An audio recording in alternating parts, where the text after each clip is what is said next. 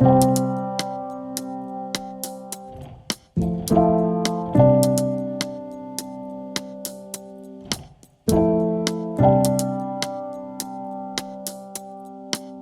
जी एक बहुत अच्छी कलाकार हैं, बहुत अच्छी डांसर हैं, बहुत अच्छी एक्ट्रेस हैं, बहुत अच्छी इंसान है। तो काम करके मज़ा आया उनके साथ। तो ये एक हर घर की असलियत है, हर घर की मेंटालिटी है। ये शादी हुई है तो अरे लड़का नहीं हो गया तुमको, लड़का नहीं, इसे बहुत लोग बोलते हैं। डोरी ये बाप और बेटी की कहानी है। मेरा जो रोल है वो उस बेटी का फॉस्टर फादर है। गोद ली हुई टाइप बेटी है उसकी, उसे मिली हुई है गंगा जी में। तो ये किस तरह से गरीब बुनकर जो एक छोटी बस्ती में रहने वाला, जो मुश्किल से 2 वक्त की रोटी कमाता है और मुश्किल से अपने आप को और उसकी नानी को पालता है, कैसे एक छोटी सी कुछ 4-5 दिन की बच्ची उसकी ज़िंदगी में आती है और किस तरह से उसे समाज के खिलाफ जाकर वो उसे पालता है, बड़ा करता है। और जिस घराने से वो लड़की है वो बहुत बड़ा घराना है। केवल ये लड़की है उस वजह से उसको छोड़ दिया है उन्होंने। तो कैसे ये उसे एक गरीब होकर भी एक फॉरवर्ड थिंकिंग वाला बंदा है। उसकी सोच अच्छी है कि लड़की हो लड़का हो दोनों समान होते हैं और उनका तिरस्कार ऐसा नहीं होना चाहिए जस्ट बिकॉज लड़की है। तो एक बहुत ही गरीब और बहुत ही अच्छे सोच वाले इंसान की कहानी है।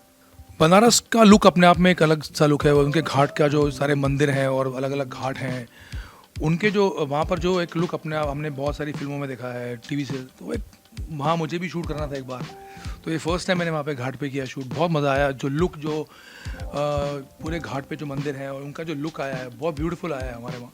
और बहुत ही रेलिवेंट कहानी है हमारी आजकल के ज़माने की। तो और ऐसे छोटे शहरों में बहुत ज़्यादा ये होता है, मतलब 2 टायर सिटीज़ में ऐसा बच्चियों को बहा देना। तो वहाँ बनारस एक बहुत ही सही सटीक जगह है जहाँ पर ये कहानी कही जा सकती है। तो वहाँ शूट करके तो मतलब बहुत अच्छा लगा। घाट पे गलियों में वहाँ की, मैं जब काशी विश्वनाथ के मंदिर में गया था तब काफ़ी लोग मिले मुझे वहाँ। अदरवाइज़ तो हम लोग घाट पे होते थे, घाट तो बुक होता था पूरा शूटिंग के लिए, तो ऐसे नहीं मिला। लेकिन मंदिर गया तब काफ़ी लोग आए थे मेरे पास मिहिर करके, तो तब एक्सपीरियंस हुआ था। सुधा जी एक बहुत अच्छी कलाकार हैं, बहुत अच्छी डांसर हैं, बहुत अच्छी एक्ट्रेस हैं, बहुत अच्छी इंसान है। तो काम करके मज़ा आया उनके साथ। उनका अलग एक स्टाइल है, मेरा अलग स्टाइल है, रोल अलग है। तो वंडरफुल टाइम। मैंने आज तक जो रोल किया ना वो एक बहुत ही सिमिलर लुकिंग रोल्स थे। मतलब भले रोल अलग अलग हों लेकिन एक अमीर परिवार से मोस्टली रोल किए हैं मैंने। वैसे ही मुझे रोल मिले भी हैं, ऑफ़र भी हुए हैं। ऐसे मुखिया का किया था लेकिन वो भी बहुत अच्छा रोल था, लेकिन वो भी पैसे वाला ही था। उसकी जो हार्डशिप नहीं दिखाई मोल्की में। लेकिन ये जो रोल था मुझे एक अलग रोल चाहिए था कि मैं अलग लुक में आऊँ, अलग चाहे फिज़िकल डिफॉर्मिटी हो या कुछ अलग गरीब का रोल हो या धोती कुर्ता में या गरीब। तो वो रोल मैं चाहता था, मुझे मिला ऐसा रोल। बहुत ही अलग रोल है। गंगा प्रसाद नाम है मेरा शो में। गंगा प्रसाद का रोल ही अलग है। गरीब बस्ती में रहता है, बनारस की छोटी गली में, छोटा सा घर है इसका और बड़ी मुश्किल से कमाता है। और मतलब ऐसा रोल जिसके कपड़े भी ऐसे वैसे ही हैं। तो ये रोल मुझे करना था कि लोगों को वो मेरा जो मिहिर किया या फिर मैंने मूलकी में ठाकुर वीरेंद्र प्रताप सिंह किया, उससे अलग मुझे रखा जाए कि नहीं ये कोई अलग इंसान है। तो मुझे अपने आप को अलग रूप में देखना था। तो एक मेरे लिए एक चैलेंजिंग था कि मैं ऐसा दिखूं। तो जब मेरे पास ये रोल आया तब मैंने इसके बारे में सोचा 1-2 दिन तक कि मैं कैसे दिखूं। फिर मैंने ये कपड़े ऐसे और गले में ये सब लगा कर मैं गया था और बाल भी ऐसे बिखेर के और थोड़ी सी हल्की फुल्की दाढ़ी वाइट ब्लैक करके गया था। तो मुझे लगा कि ऐसे ही रहते हैं लोग वहाँ पे जिनके पास पैसे नहीं होते हैं। और फिर जब मैंने वो परफॉर्मेंस किया उधर तो लोगों को विश्वास ही नहीं हुआ कि मैं कर रहा हूँ। मुझे भी नहीं हुआ अपने आप को कि मैं, तो ये मेरे लिए एक एक्सपेरिमेंट था, एक अपने आप को एज एन एक्टर एक्सप्लोर करने का एक ज़रिया था जो मैंने किया और सक्सेसफुल हुआ।